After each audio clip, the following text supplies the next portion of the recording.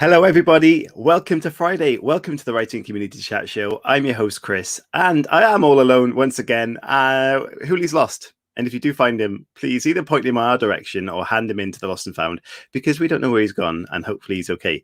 But we've got a fantastic show again for you today, and we're just so impressed by the guests that keep agreeing to come on the show. They must not have watched it so much because they just keep agreeing, and it's fantastic. But we adore the guests that we're getting on, and it's just a brilliant thing to share their stories, to get their insights and their tips and advice, and to see where their future's going, because it's an exciting thing. Hello to you guys on the chat. If you're watching this back or listening back on the podcast, we can't thank you enough. We've had a real boost recently on YouTube, which has been fantastic. We've got a real good boost on the podcast at the moment, so things seem to be going in the right direction, and that is always down to you guys and your support, which is always fantastic.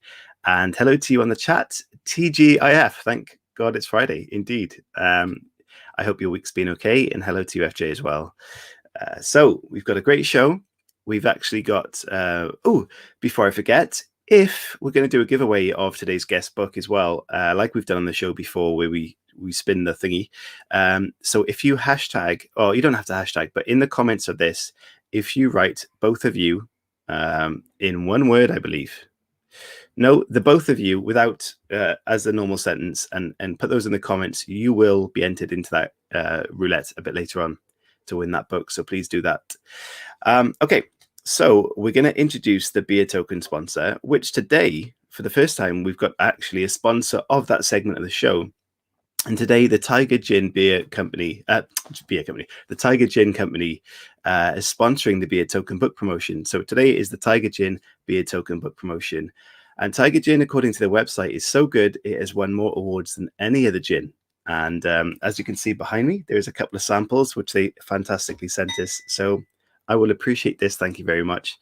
And today's beer token is Empire's Exile. You might recognize that in the Empire's Legacy book series, and that is by Marianne Thorpe, who has sponsored us for each of her books leading up to the 6th book that will be released towards the end of this year, which is fantastic. So at the bottom of your screen you can see that, and her book, which I will pop up in the top corner there, you see the cover.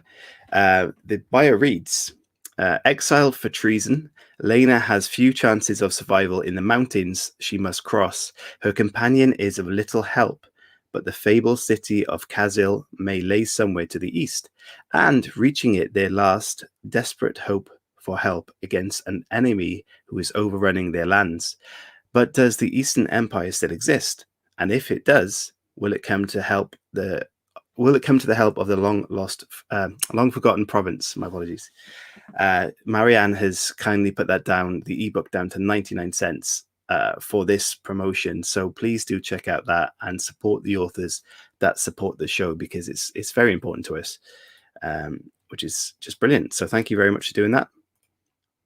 So there you go, both of you, just like that. Sorry, the both of you, Linda. So put a "the" in front of that, and you will register for that competition. And FJ says Marianne is wonderful. I believe so. We've had conversations on email, and she seems fantastic, and she's supporting this show.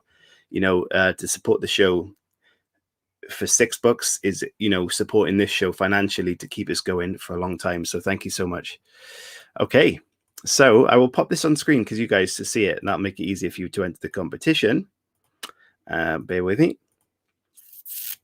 So if you see that there, the both of you written like that, that will enter you into the giveaway.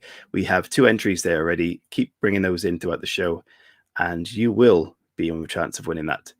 So, okay, let's get on today's guest, because I'm very excited. As you may have known from our recent tweets or from the description of the video, this person is a very well-known writer with a great sort of career, which we can dig in a lot of information, I imagine, that would benefit us as indie authors and aspiring writers. So she's described as one of the most loved and biggest selling women's fiction writers in the UK. She has 4 million copies of her UK editions have been sold, and has been translated into more than 30 different languages. Titles include Lies, Lies, Lies, Just My Luck, and released yesterday, which is fantastic. Both of you, ladies and gentlemen, please welcome Adele Parks. Yay! I'm just my own here because, normally you'd hear something. So I'm just G'ing it along. We must get some sound effects in for the next next Oh, yeah, announcement. do. That'd be Yeah. hilarious. Welcome to the show, and I'm very happy that you're here, and we're very grateful. How is Adele Parks? Is there a hangover today? There is a bit. Ooh. Let's be honest. So yeah, it was launch night last night, and obviously in the climate we're in, launch night was six of us going out for dinner. So me, my husband, Wow. and four of my nearest and dearest. But I think we did well. I think we gave it a good launching. You know, a ship is like launched with a bottle being smashed against it. I don't Yeah. know. Well, I might have necked a bottle at least last night. So there yeah, is. I'm feeling it today, and I've had interviews all day, and I keep going, I'm gonna keep smiling and putting a sentence together for. So I'm doing really well. You're I doing hope. very well, and I wonder because lockdown's been here for quite a while, and things have been locked down. Literally, the pubs have only recently reopened. So, has your book launch been one of the first book launches outside of the house? Yeah, because yeah, this time last year I launched Just My Luck in the first lockdown, and we were all still completely terrified and didn't know how lockdown would work, and we didn't know anything like distribution for books or how people were going to get to the shops to get them, and there's a lot more dependent on online retailers. So it was quite the scary ride last year. Now Mm, this year feels a bit more it's a bit of a hybrid because I'm still doing a lot of events online, but now yeah, that's kind of my new normal, and I really enjoy it. And it breaks down any geography issues. Anyone can come and join the event from anywhere in the world, and that's amazing. So yeah, it's a bit of a hybrid. As I say, we got out last night, and I'm book signing. I went to a factory and signed a load, and then they sending them to different shops, where I used wow, to really enjoy kind of going into shops and talking to actual retailers, because they always have a bit yeah. of a skinny on what's going on. But anyway, it is what it is. Hopefully by the time I do my next one, we'll be full out and back to normal. Wow, that's fantastic. I mean, it must have been a different experience. I mean, guessing signing things in a factory, but is it easier to do it online now? Because you must have spent time going to sort of bookshops here and there and all over the country in different areas. I mean, is it actually easier now, or is I it mean, so? life's easier, but I don't know if life's supposed to necessarily be easy. Yeah, That's one of my things in life. I think life is supposed to be about experiences and challenges. And honestly, I promise you, I have driven around pretty much every town in the UK in my time. Me and my husband with big pens and bookmarks and postcards and stuff for retailers.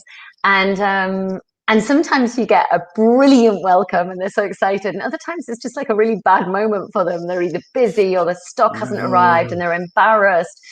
And then that in itself is actually quite a lot of fun, because then yeah, usually if you go in and they go, we haven't got the stock, it was supposed to come, you can tell they're terrified and upset and worried for you and themselves. And you just sort of joke it off and say, oh, well, should we use the time having a cup of tea? mm, And you get to know the retailers that way. So yeah, look, it's better for the environment. There's less miles on the clock, and there's a lot less trailing around. And it made a good photo, me being in a factory with a big on my social media. There's like big piles of, I don't know, thousands of books and me signing them. So there's ups to it, isn't there? yeah, of course. I mean, for the people that are watching that may not have discovered that your book was released yesterday, the both of you, can we have a little It's run actually through of? just both of you. I don't know why they've given Oh, no a way. the. Yeah, it's just both Okay, of scrap you. that. That was my fault. Scrap that. Both of you. Someone was I'll right on the chat. demonstrate. Hang on. Uh, yeah. Ta-da! Where is it? Linda was right in the first place. Both of you. Yeah, I she was. apologize. Slap my hand. Sorry. Okay, so the people that may not know too much about it, like myself, clearly, could you give us a little description of You that book? certainly can. Right. Yeah. So it's a story about two women that vanish from London in the same week, and one of them is, I don't know, I would describe her as. It sounds awful to say ordinary, because I don't believe any of us are particularly ordinary. But Mm, she's content. She's settled. She's married to a guy. She brings up his two sons. She's got two stepsons. They're really all close. She's been looking after them since they were tiny, so they are, in all intents and purposes, her kids. She works really hard. She's got a busy job. So her life is like, I think, many parents' lives, where you're balancing have you got your sport kit? Have you done your homework? Is my yeah. laptop charged? And I've got to get out of the house. pretty ordinary. And then there's another woman who, while she only lives like a few miles away, because it is a city, and this happens in most cities, she's got a completely different lifestyle, which can, cheek and jowl can happen. She lives up in this fabulous penthouse with her slightly younger husband. He's gorgeous, wealthy. He's an investment banker. They're child free. They're the kind of couple that get caterers in, apparently these exist, get caterers in to, do their dinner parties, and MPs come to their dinner parties, and famous artists and that sort of thing. Okay. And so these two women both go missing in a couple of days apart from one another. And you wouldn't think they were connected because, their lifestyles are very, very different. But the DC, I'm not good on headphones. I did warn you. I have very little ears on my... and my headphones fall out all the time. I'll just keep putting them back in and bear with me. No. So the so the DC in charge of the case, she knows people go missing. I mean, it was a really tough thing to research, actually, researching for this book. But, the statistics are horrific about people that just vanish. And some of them are running away from things, surprisingly. And I don't think many of us consider this. Some of them are running towards things. Some are abducted. Very sadly, some don't ever come back. Yeah. So the book is full of reveals and twists and turns. And one of them is quite seminal and comes relatively early in the book, comes in about 25% in, and really makes you relook at this whole, how it makes you look at who you can rely on and who you can't, who's narrating and what's been said to you. But it makes it a really difficult book to talk about. So all I can say is the DC is convinced there is a connection between the two women, and she is determined to unearth that, no matter how devastating the truth might be. The book is about wanting something that's quite impossible. And the book is about some of the themes that I do often touch on in my domestic dramas. There's a lot about jealousy, and when a relationship is toxic and bad for you, and you need to see the signals and walk away.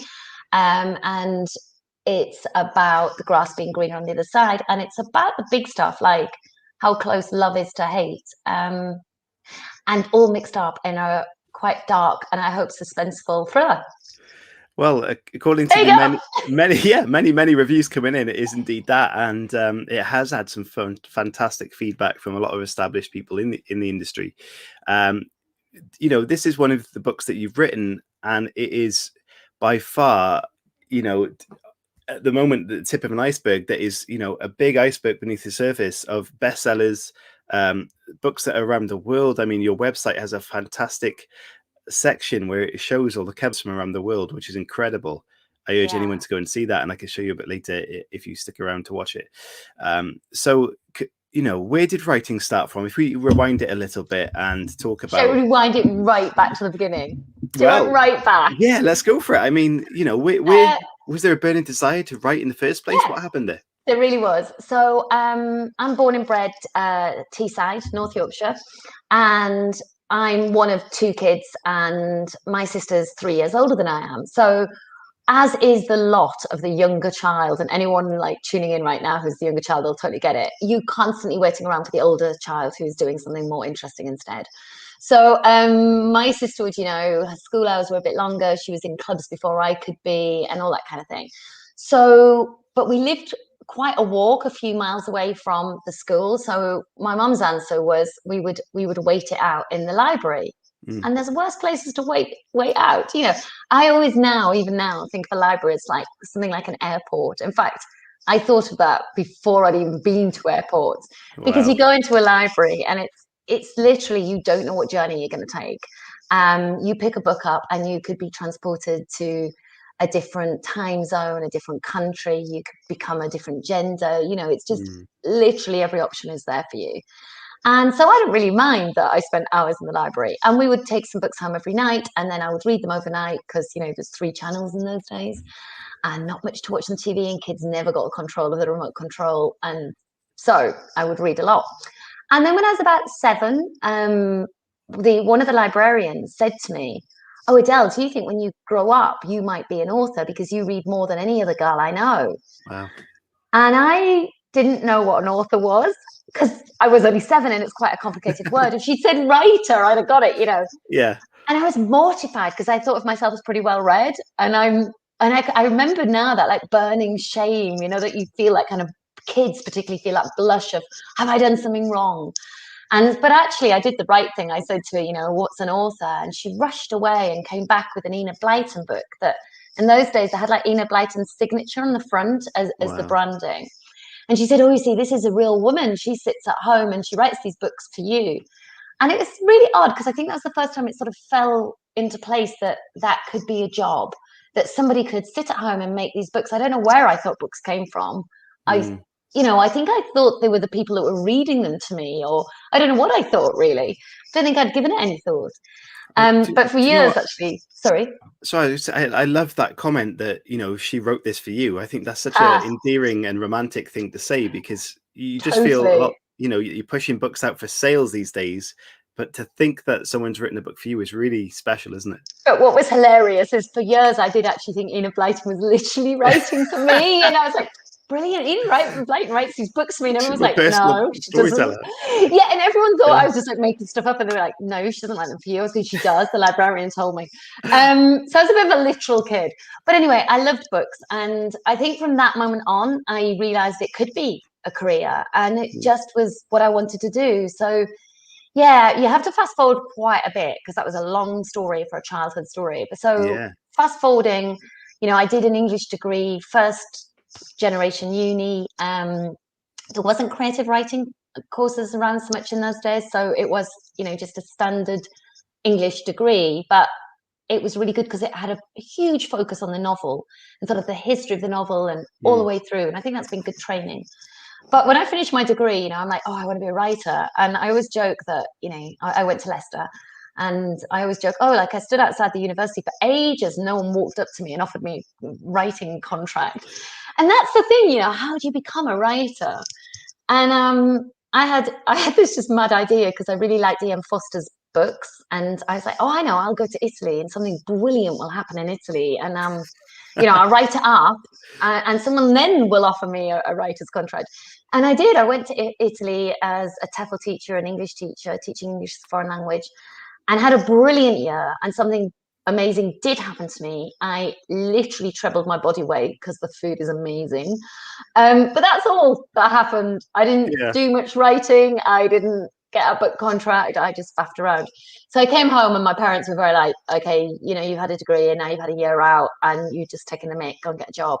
So I started working advertising, and for about 8 years of the next 8 years, that's where I worked, and really successfully, really enjoyed it. Bouncy, fun environment, lived in London, all was going well. And then sort of when I was at mid to late 20s, there'd been a period where I'd lived in Botswana with my job, and then I'd come back. I'd had a couple of years there, and then I'd come back. So things were going really well. And I had this job working for a management consultancy company, Accenture, but I was in their advertising department, and I ran the advertising for Europe, Middle East, Africa, and India, which is a big job for someone that age. And I was always flying around, and life was great. And probably whilst I was still scribbling, as I called it, so I always had a notebook with me and I was always writing stuff down and processing my thoughts. I don't know if I would have changed things, if I'm honest, because we get comfortable, don't we? You know, it was like, it's a well-paid job and I was quite comfortable. But then, and this is a sad bit of the story, but it's just the truth, so it's what it is.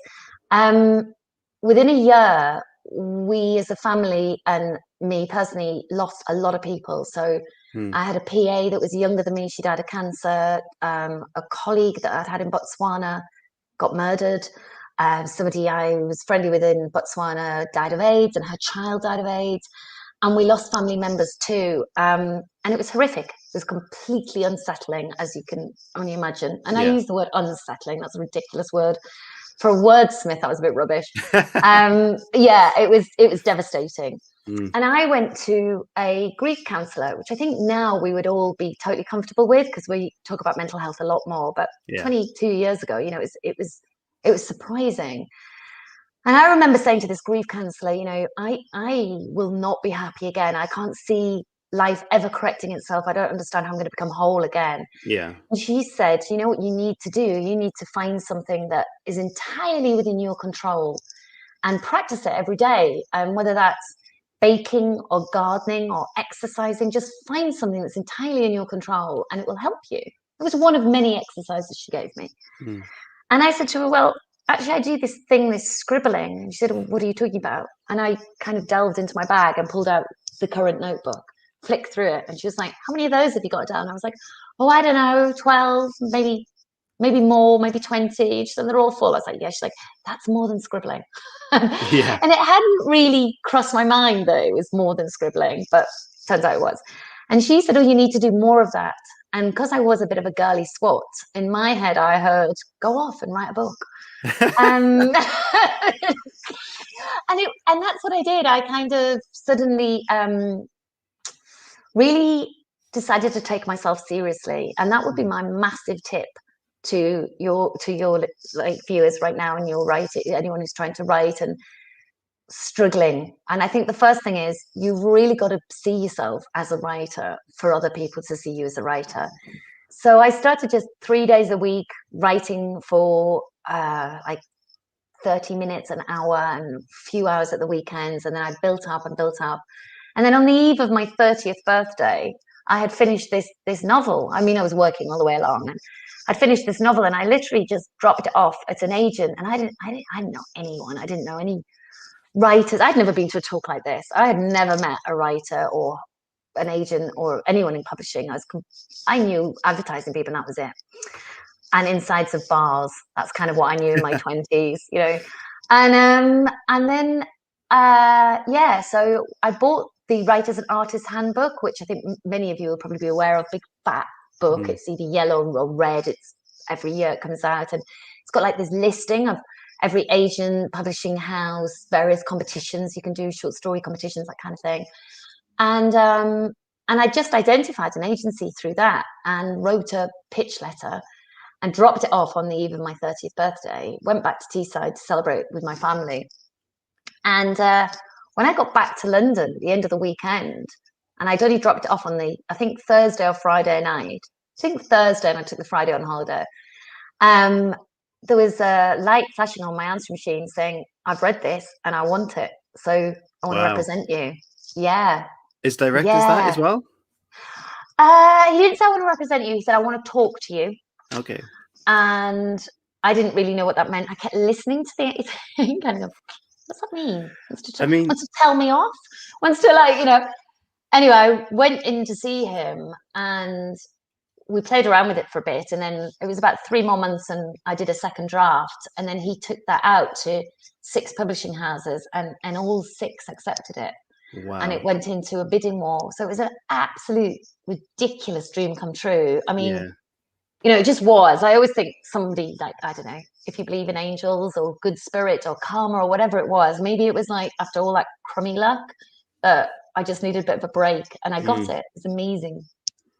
It is. It's a fascinating thing, and I mean, there's a few things I want to pick up there. I mean, for first of all, that, you know, the Writer's Handbook, you went through and found some agents.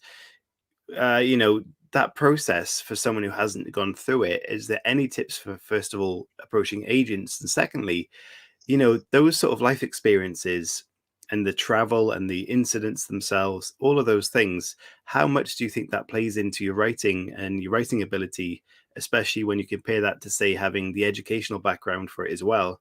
Do you think they complement each other? Do you think one's stronger than the other? How do you think that works?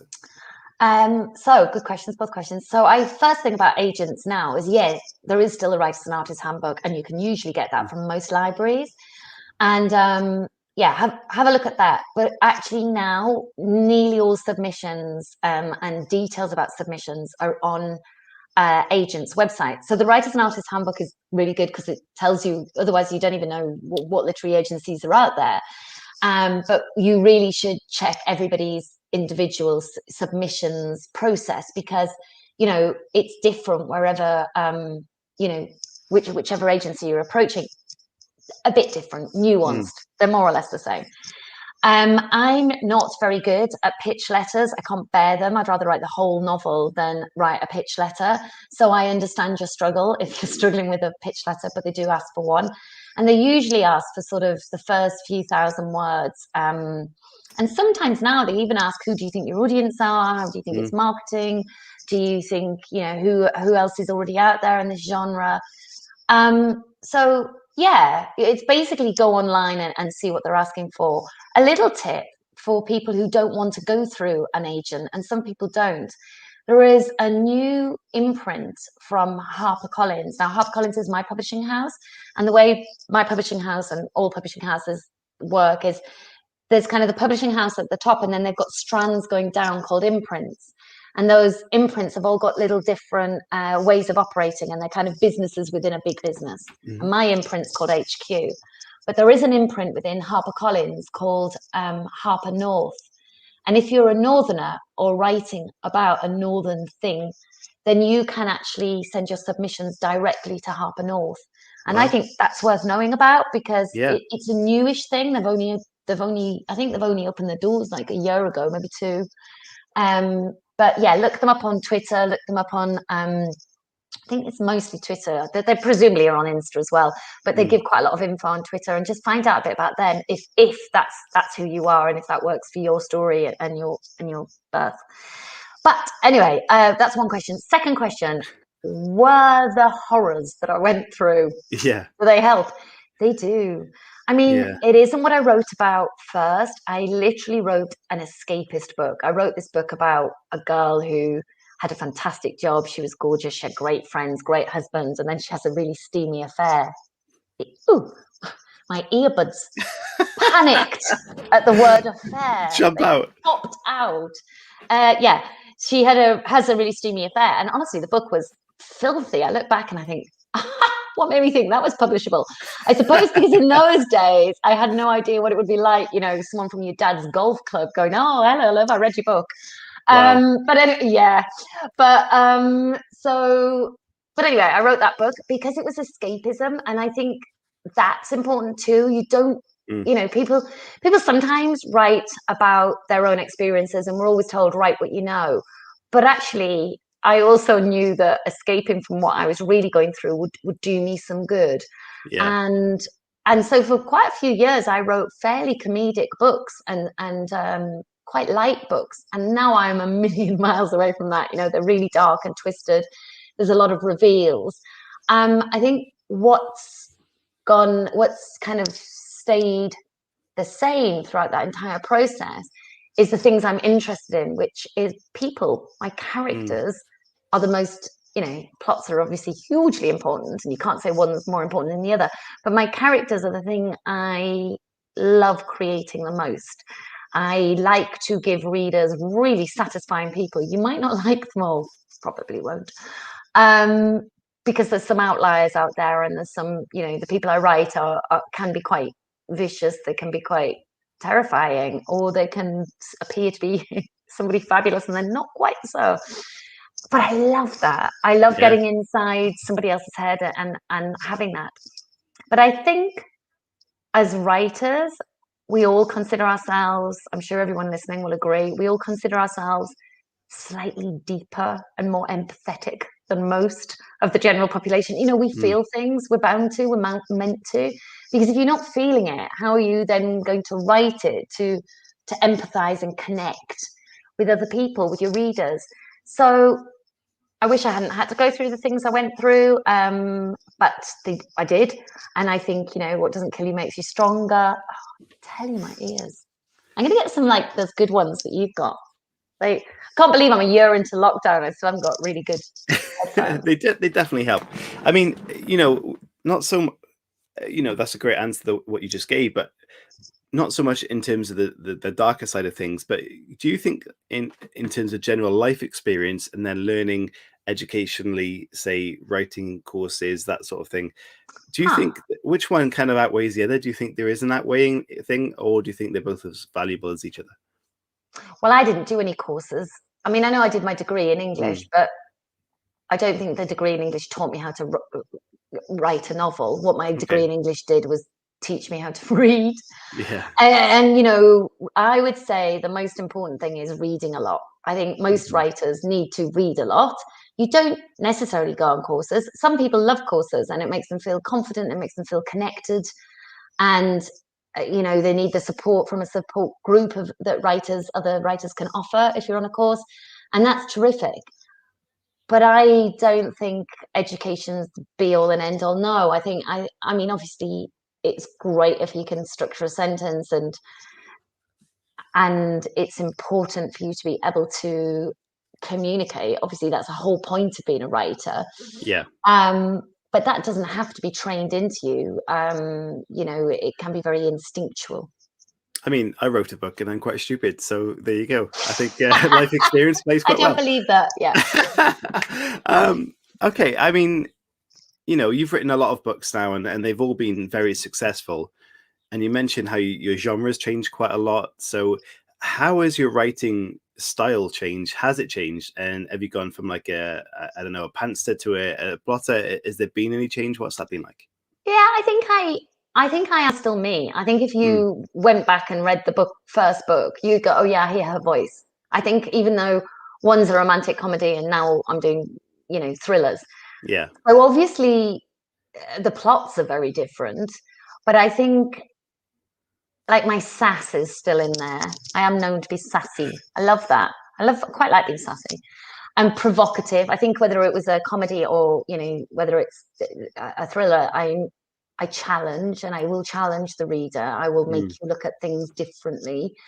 So I think that's pretty much stayed the same. What has changed enormously is my confidence, because obviously 21 books into it and having done the process 21 times, I'm significantly more confident now than I was at the beginning.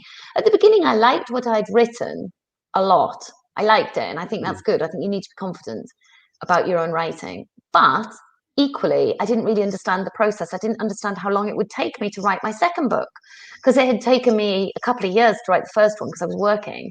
And then they were sort of saying, you know, you could give up your job, and they paid me enough of an advance that I could have given up my job. And I was thinking, well, and they wanted to know, oh, well, we're going to put it in the contract when you could deliver this book. And I was really panicked because I just thought, I don't know when I'm delivering the book. Yeah. I don't know how long that takes. Where now I can almost time it to within a week of when I will deliver a book. Yeah. Okay. And yeah, do you want to hear why? How? Go on. Yeah, that's interesting. I mean, a lot of people want to push back their deadlines quite often. So yeah, and I never push back a deadline. I mean, I just don't. I mean, I'm not saying I never will. Something might change in my life, but at the moment, never have. Let's say the magic trick. So my magic trick is, first of all, I plot very heavily before I actually start writing.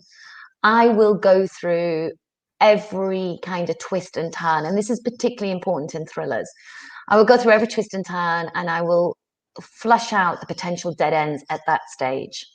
Because I think a lot of people lose a lot of time, and this is what I used to do in my early days, because you write and write and write, you think, oh, this is beautiful, and it's really good, and then you get to it and go, oh, now what happens?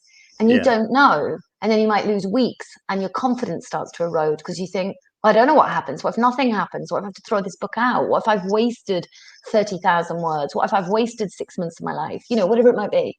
But if you've plotted it and you really know where you're going, it gives so much confidence. And the other part to my planning is really understanding my characters before I start. So I have a little tip. And I think it's relatively unique. It's not completely unique, but I think it's relatively unique.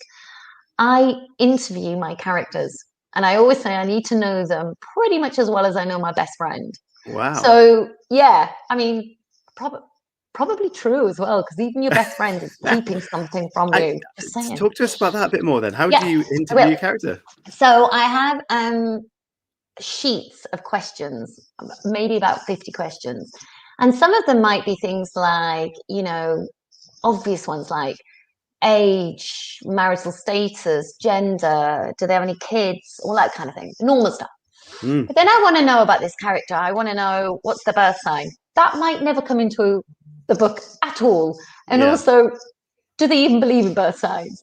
But if they do believe in birth signs, what is their birth sign? Because that might inform their characteristics. I know it sounds bonkers, And I don't even know if I believe in birth signs, but some people do that read my books. So that's important to me.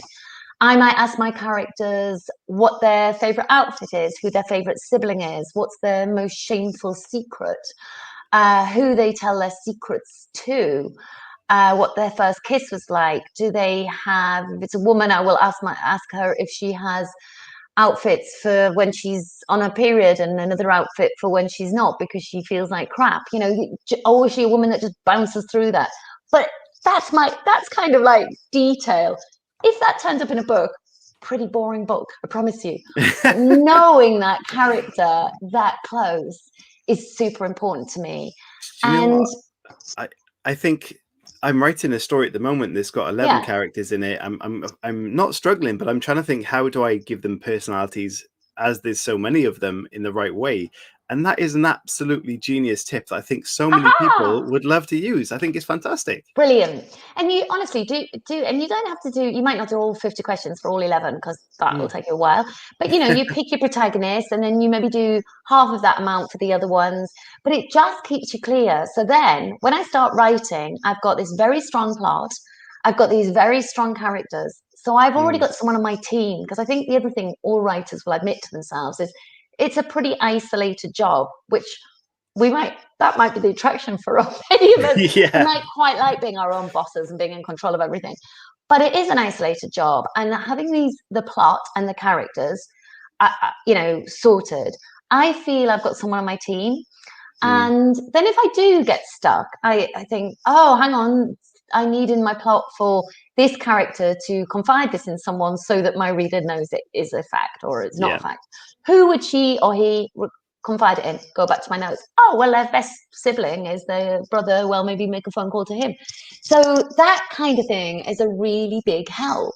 So that's how I start.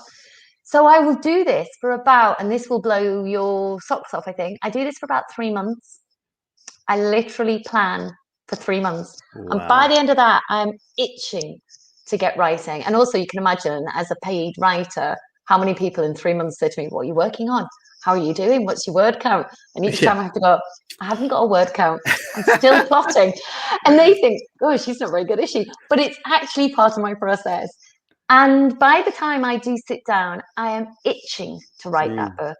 And it takes me about 6 months then. And 6 months writing 1,000 to 2,000 words every working day, Monday to Friday, up to about 85,000 words. And then I don't write 1,000 to 2,000 words a day, because at 85,000, I start paring back quite a lot. And the word count quite often goes up and down a bit.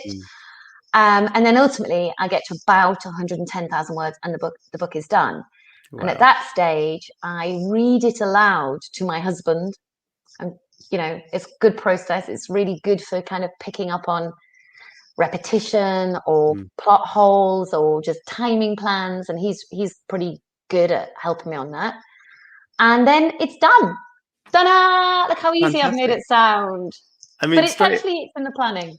I mean, like, the alarm bell in my head in that scenario would be like, if you were up against the time or the deadline and your husband saying, oh, that doesn't make sense. You're like, wait, it does make sense. Just, does that happen? Interestingly, in 2 books, I've ditched. So I've kind of skipped a bit. I read them to Jim at 50,000 words, which is about halfway. And then about, as I say, 80, might be 90, but about 80, 90, I read it again to him. Okay. And then at the end. And at one book, was it Just My Luck? No, it was the one before that. Lies, Lies, Lies. I ditched the book at 50,000 words. No way. I know. I mean, I didn't ditch the entire book because the book is now written, but I completely changed the viewpoint and restructured. And for all my planning, I suddenly found a flaw in it. I just did not like the protagonist. I couldn't warm to her. She was keeping secrets, and if I didn't like her, you weren't going to like her. The readers weren't going to like her. And so I had to restructure it completely. And for her to keep her secrets, I needed a second voice. So her husband got a voice then. And then that completely restructured the book, because I did a chapter on off between Daisy and Simon, which actually was the making of that book. It made it so much more interesting. So I did that. And I remember telling my editor after one time I went, oh, I'm at 50,000 words. She went, you've been at 50,000 words for ages. I went, oh, no, I started again. And her little face dropped, you know. What? I Yeah. mean, but that's a great tip, isn't it, for anyone that's writing? If you're not happy, it doesn't matter how far you're in there. Just Should I think scare you about what some you're doing. more? A year Go on. later, when I was writing Just My Luck, despite again all my planning, and this is just to show you how flawed I am as a human being, really. I got to the 80,000 word stage and didn't like the viewpoint. Oh no. Yeah, I had it, and that one was really different because I can't really tell you without giving it away, but because of one of the reveals, there was a character that was cheating the reader. And I don't mind a little bit of sleight of hand, a few red herrings, but you can't be in first person, and you can even have an unreliable narrator. All of that's great. But I felt she was cheating. I didn't, again, it was a similar sort of problem to it is a problem when you do thrillers, kind of getting that right. So, but this time I was just breezy about it. I literally went, oh, okay, I'll start again. And I literally read it to my husband and went and sat down at my desk and started writing. But I had the plot. I just needed, I think I was well on that one. It was about timelines. I was swapping things around. And I had things in the past tense, and I decided to make it in the present continuous tense. So, but yeah, I did it. And he was like, is that just like a case of you search and just change the verb? I was like, no, it doesn't work like that, love. But yeah, but yeah, feel free to scrap things. Definitely. It's That's a worth great getting lesson. it right. Yeah, definitely take your time. I'm just going to play a very quick video, a little advert, and then we'll get into some staple questions before the community can give us some of their own questions. So if you're watching this, guys, and you have questions for Adele or for the both of us, for whoever, Both send of them you. in.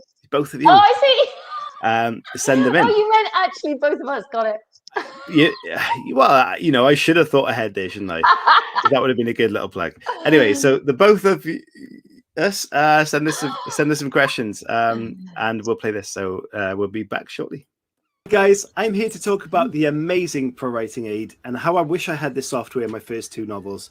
I'm writing my third at the moment and I really want to get it sent off to a real publisher, and this is going to make all the difference.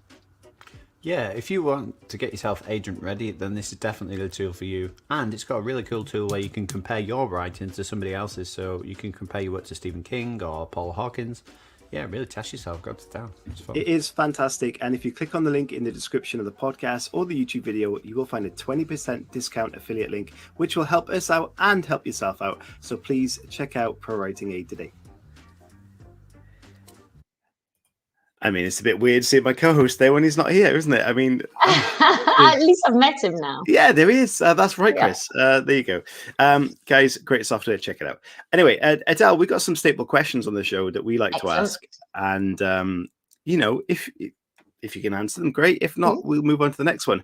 Okay. First one being, if you could take any character from the world of fiction, whether it be literature or TV or film, whatever character that you really kind of like, and do whatever you want with, as in, a story, or we'll do whatever you want with, who would that be? Ooh, I like Sherlock Holmes. Yeah, I like him. He's so clever.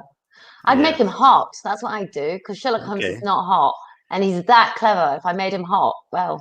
Have you got an example of who you would cast? I know, no. God, I'm already getting myself into enough trouble here, I think. Because I very nearly went, obviously I'm making this character up and then I'm going to make him hot and then I'm going to dump my husband, because that would just be, why wouldn't I, if he was that brilliantly clever? I have to say, I love the TV version of Sherlock as is. I think it's just brilliantly clever, but I don't find him hot, sorry. They did have Robert Downey Jr. as Sherlock once. They did. Yeah, that's not bad at all, is it? Nobody's too upset about that.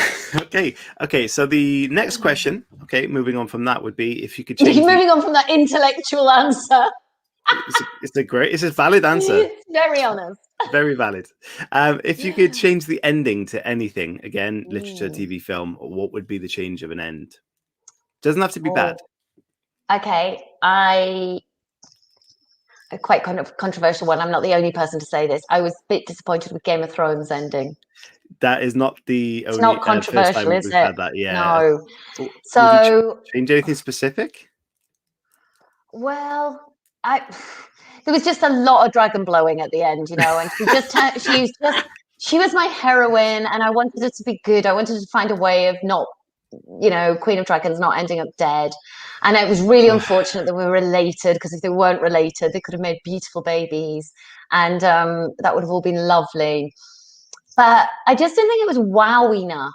No. I mean, I just didn't think it was wow enough. And there was so much that was wow in that. And we'd all devoted, like, I don't know, what was it, 7 years of our lives to it. And I remember, because I'm very lucky because I work from home, I remember when it when it streamed, and my husband was away, and he was like, "Don't watch it. We're watching it together." And then we watched it together and went, Yeah. And it was, it was a bit of yeah. I mean, yeah, it was a bit crazy the way they just he liked it. I didn't. Changed the character arc right at the last, and then just threw in, what do you say, dragon blowing? Yes. It's an interesting phrase. Yeah, just burning everything down, and burn the place down. And why was she suddenly so vicious? She was the most that's what empathetic. I mean. Yeah, no. Crazy character arc, and just it felt like lazy writing. I don't know. I think that's a great answer. A bit of speed. Yeah. Okay, good. Okay, so another question for you then.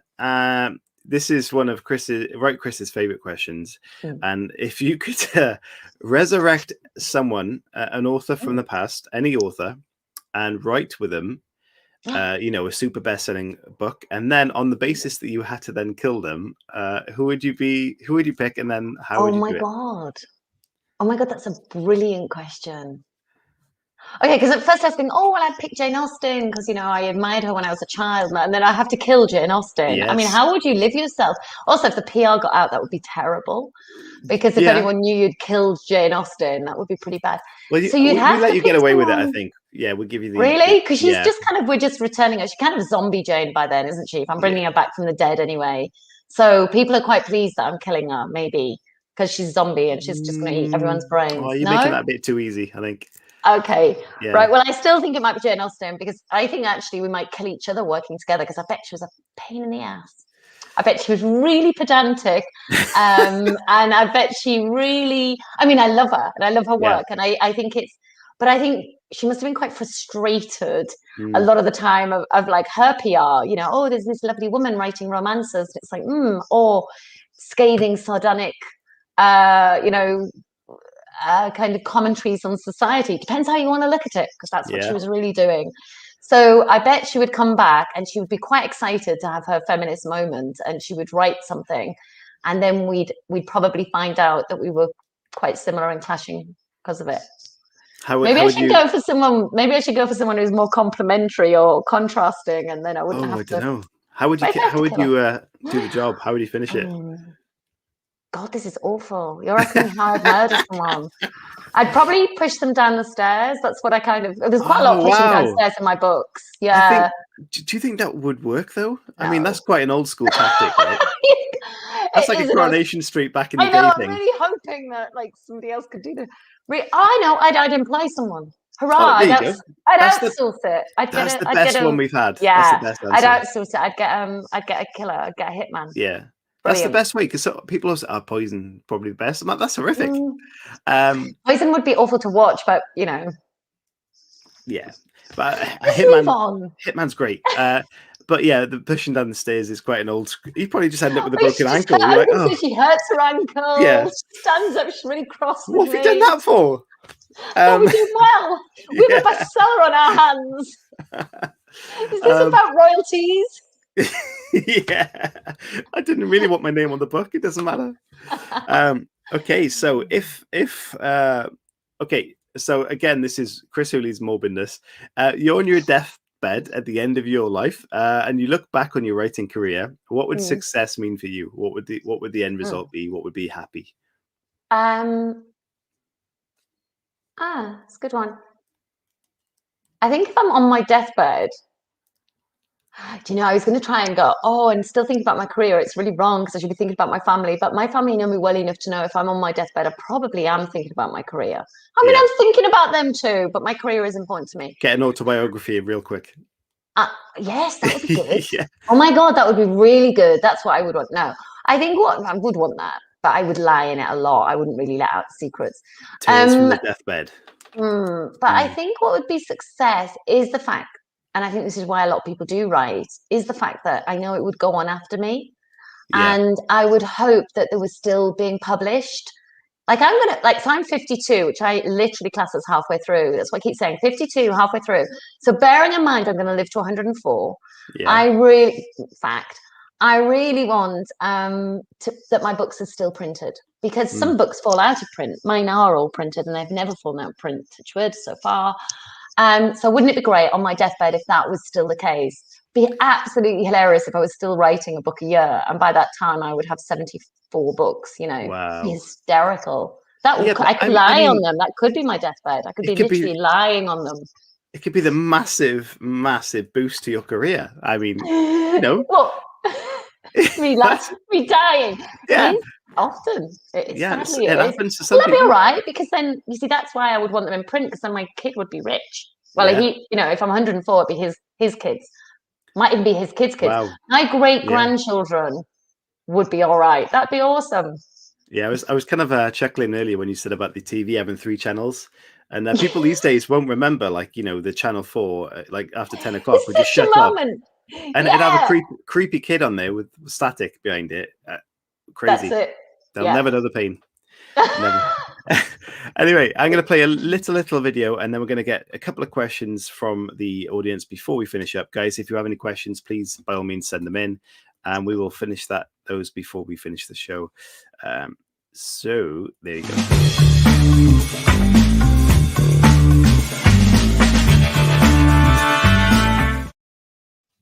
Okay, so we've got a question from FJ. Thank you for the question. It says, Adele, you said, I'm beginning to grow into who I thought I might be.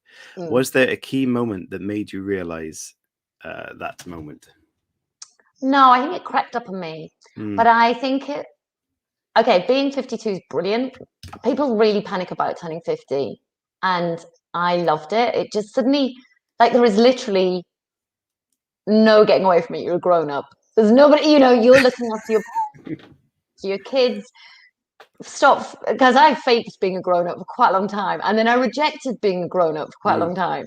You hit 50, you're a grown up. So, the kind of things that happened that made me realize that I was the person I wanted to be was people asking things like this, people asking advice, people thinking you can help me, and what you have to say might be interesting, and you have a seat at the table. And I think that was really exciting for me. I'm not playing the violins. So it's not like I had a hard life, but I was a little kid from the northeast of England who literally didn't have a clue about how I would. I remember thinking I'd read on, I don't know, Weetabix boxes or something, and it would say printed in Slough, and I think, where's Slough? That sounded exotic. I don't know, I knew nothing.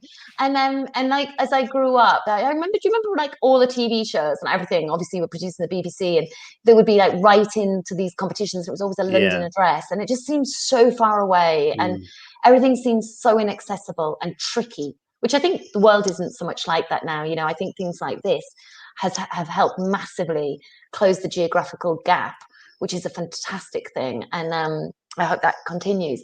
But I remember kind of thinking I was on the outside for quite a long time. And now I'm clearly not on the outside. I'm very much part of my industry. There's charities I support. There's the National Literacy Trust is a charity that's very important to me. And, it is based down here, but we work across the country. And, my publishing house is a massive publishing house, and I'm one of their biggest writers, and that's extraordinary, and I find it bizarre. I went to the book fair, not this year because it wasn't on, but the year before.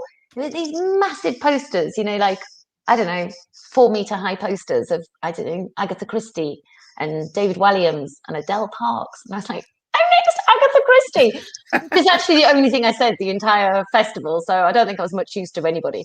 But it's just that kind of thing is really exciting, and I secretly was a very ambitious person, and I think most writers are ambitious, and we're ambitious for different things. It isn't necessarily money. We're ambitious for making connections. We're ambitious for respect. We're ambitious to be heard. And all of those things slowly but surely have happened, and it's gorgeous. It's delightful. You're being very, very humble there. I mean, you have sold a lot of amazing best-selling books, and you've got a really good back catalogue. So I wouldn't be too harsh on yourself with that. Yeah, it's weird. I know that. I know, like, in theory, I say it to people like, oh, 21 books, 21 years, they've all been top 10 bestsellers. That is a sentence I put out there. I don't feel it here. Yeah. You feel it here when somebody stops you and says, oh, this literally happened today. Somebody sent me a book, and they sent me a message and said, I'm reading your book. I'm in chemo. I didn't think anything would take my mind off chemo. Wow. Your book is. And I had like goosebumps and a bit tearful. That could have been the hangover. But I think it was actually the story. It's just because that's amazing, isn't it? That connection. Yeah. And obviously, do not get me wrong, I love that top 10 spot. I love that, being able to have that statistic of 21 books, 21 years, top 10 spots. Love it. I love the fact my career is building at the moment in America, and that's exciting. But genuinely, I think writers write for connections and for people to understand them and to understand each other. Yeah, it's fantastic. It's a really great story. I mean, just going back to the conversation, and you mentioned that you have to write into London in these shows and things like that, and the competitions they still do on, like, Britain's Got Talent and all these things now. You still see there's always that PO box thing. It's still there. It's not gone away, and that often reminded me of that. Yeah, back in the day, that you'd have like things peel off a newspaper and send them off and things like this. It was such a weird. And they were never local, were they? That's the thing. Well, not local to me, and I think that's trying. There's a lot more happening up north now. There is, everyone always goes Leeds and Manchester, but there's actually, there's Hull. There's loads of, there's Newcastle. There's further go up into Scotland. There's a heck of a lot going on in there. And I think we are now a bit more aware of that. And, things like Edinburgh Festival. I remember the first time I went to Edinburgh Festival, absolutely mind-blowing, huge fun. So I think people are beginning to be aware that there is other places than just London. And actually, oddly, that's going to be a good thing. Oh, I'm so sorry. That's a good thing coming out of the pandemic. That geography, as I say, has changed. And I think that sort of just connection is what it's all about now. We've no got matter where you live. Harrogate Crime Writers Festival is our first event this year, so we cannot wait to go to that, and we're going to vlog the whole weekend and stuff like that, so it's going to be brilliant. Excellent. We'll ask one, are you in a rush? No, that alarm, I'll make you laugh. That alarm was so I could book my place of yoga. It's great, isn't it? My yoga classes now, because of Book COVID. it now. It's open. And exactly. There's only 8 places. Do it now. It's fine. This is much more important. I would never do that. Yeah, do it. Linda's got we'll have one more question, then I promise that you guys, I'll show you the website, and I'll do that because I want to show you all those book covers and ask you about those. Linda says, to kill or not to kill, how do you decide when to wax a character, a secondary character? The death may serve a purpose, but it sucks to write. It does. Good question. It's actually really hard. I think thrillers are quite hard to write because you do write a lot of sad stuff quite often. I quite like it if my characters kind of deserve to die. Sorry, nobody obviously deserves to die, but I do generally try and have characters that, they've done enough bad stuff for you to kind of go, well, all right, you can go. I can't tell you who or what, because when you're reading my books, it's got to stay a surprise. They do suck to write, but I think you need to push through, because obviously you're writing fiction. It's not true. You're not really murdering anyone. I'm quite the pacifist in real life. So you just got to, you've got to push through. And if you need it for your plot, then they have to go. That is the plot. You can't fall away from that. I think it's really hard if you write things like children's deaths, or that's the one I still have never been able to do. And actually I need it for a plot that I'm thinking of at the moment, and it's a real part of deciding whether I'll go with this plot or not, because logically this character would have to go, and I don't want to write that. I don't want to put myself there, because I will put myself there. And I mean, it's quite funny, if I write characters that even like rowing couples, I will be a miserable wife for a few days. I just will, can't help it. I absorb it. And doesn't mean I'm pushing people downstairs or hiring hitmen, but it does mean I can kind of get in a bad mood if I have to write something really bad. Well, I guess it kind of helps reflect the emotion into that story then. It does. It's a bit like method acting, I guess.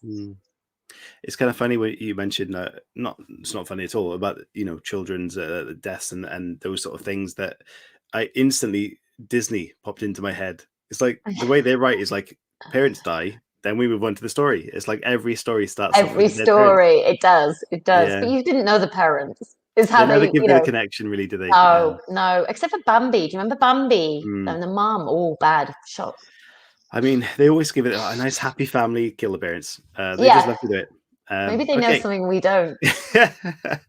I'm just going to put on the screen your website, if you're happy for me to do that. Love to. Thank you. Yeah, because it is fantastic. And my husband did it. My husband's a website designer. Yeah, he does loads of authors' websites, but he designs mine and many other author websites. I was going to say, right, and it sounds cheesy, but I've looked at a lot of websites for the show, and this is the most genuine one I found. And because when you go into your articles and your about and your publicity, and you see all kind of your family thing going on, and the real you's in there. It's not like just a posted thing. But this is your worldwide book covers. Some of them actually, not all of them. We got a bit lazy. I think this was probably updated about 8-9 years ago.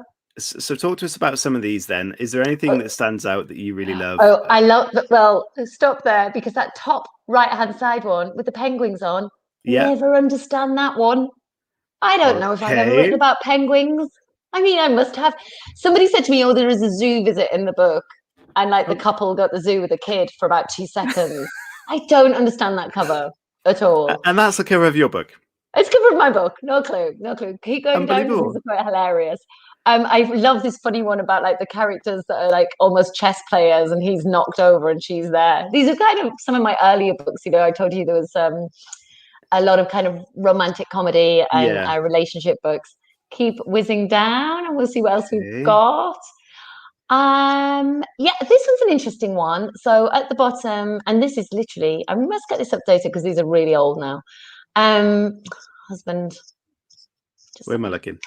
No, I'm laughing about my husband going, my books, it's not updated. Husband, what's he doing? He's not on my website. It's fine. It's brilliant. It's a brilliant website. Second left. This one? Yes. That was my publicist's legs. Wow. Yeah, that's my publicist, or what at the time publicist, and those are her legs. And we did that shoot, and it was to save money. We didn't get a model. We're like, she's got great legs. We're using your legs, yeah. Yeah, and bless her, she was up for it, and she was like, "Can I keep the shoes?" And that was the deal. I've got to be honest. If I was looking at this and not knowing what any of the stories were, there's a lot of innuendo, I'd say. There is. I wrote really filthy books early on, let's be honest. I just did. There's no getting away from it. I didn't even realize I was writing filthy books. I just thought I was writing books about adults being adults. Yeah. But it always gets picked up on. People always talk about, how much sex is in your books. And I'm like, right, yeah, but they talk about mortgages and children and other things that are adult things.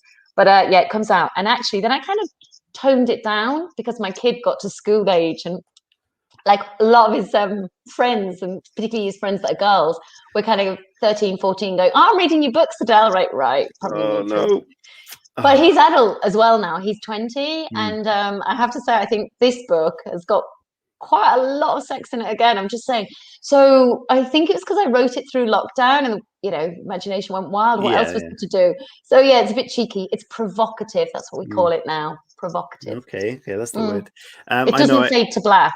It doesn't fade to black. It's a bit awkward, isn't it? I've written 2 books I self-published, and the first one my nephew is reading, and the sequel to it has a scene in it that is a bit graphic. And I know he was enthusiastic about the first one. I don't think he's read the second one. I didn't say, look, this is out now. I was like, yeah, that's fine. He's only like 12. I was like, you don't need to read that. Yeah, it is interesting because my nieces as well, they're older than my son, and they definitely read it. But it was all like all their friends did. And as an adult, I kept saying to their friends, you're too young for this. And then you kind of thought, I did read books. I remember reading this book, Flowers in the Attic, far younger than I should have. And then my mom read it after me and went, don't read that book. I was like, okay, I'd already read it, Yep. But to me, it's not, it's not, one of the big tips is you're not meant to think of they specifically say, don't think about your family reading your book. And I think that's super important because I do self-censor as soon as I think I'm a different person. I'm a mother or not a wife, because Jim doesn't mind what I write. He thinks it's quite hilarious, as you can imagine. But as a mother or as a daughter, I find it restricts me if I think of them reading it. They do read. I don't think my son does, but my mum does read them, and is pretty cool about it. Really, we just don't talk about it. We just talk about the book, but not that element. Yeah, we just keep that one quiet. Amazing. We have gone over an hour, which is rare for this show. So it just shows. Very gobby. No, we love that, and it has been fantastic to have your stories. Both of you, not the both of you, is out right now. It was out yesterday, which is fantastic. Yeah. Adele, where can people find this book? Where can they pick it up? Pretty much everywhere. At the moment, in all the supermarkets, and can I say supermarkets at the moment, they're all kind of like nearly half price or pretty good offers. So, worth knowing for a hardback. I think that's worth knowing. You can get it at WH Smith in the High Street. You can get it in some Waterstones. Not all Waterstones, but you can get it on Waterstones online. You can always order it in Waterstones. And lots of your indies have got it. Amazon's got it. It's literally everywhere. My publishers are very fabulous because that's their job, and them getting distribution is a huge part of my success, and so well done them. But yeah, supermarkets super cheap at the moment. Yeah, that's a great tip. And also, if you can support your local bookstores, then please do that as well. Yeah, because there's not many of those around these days. No, and I think if you're really interested in that kind of thing, the books that I signed went out to independents and also to WH Smith online, because we were quite specific of trying to sort of support independents and give them a bit of something that somebody else didn't have. That's fantastic. Well done, and fantastic to you and your publishers. And Adele, I hope that this book, as the rest of them have done, it goes to the top of the charts, and I'm sure there'll be many more. Thank you so much for joining us. It's been an absolute pleasure. I apologize, right, Chris wasn't here, but hey, it happens sometimes. I have loved having time with Chris and having them all to myself. It's fine. Yay! Yay! Guys, please look after yourselves, and if you're watching this back, listening back, please share it around. Thank you for doing taking the time to make the effort, and we really appreciate your support. So please look after yourselves. We'll see you next week. From me, from Adele, thank you very much. Goodbye. Bye. Have a good weekend. Thank you.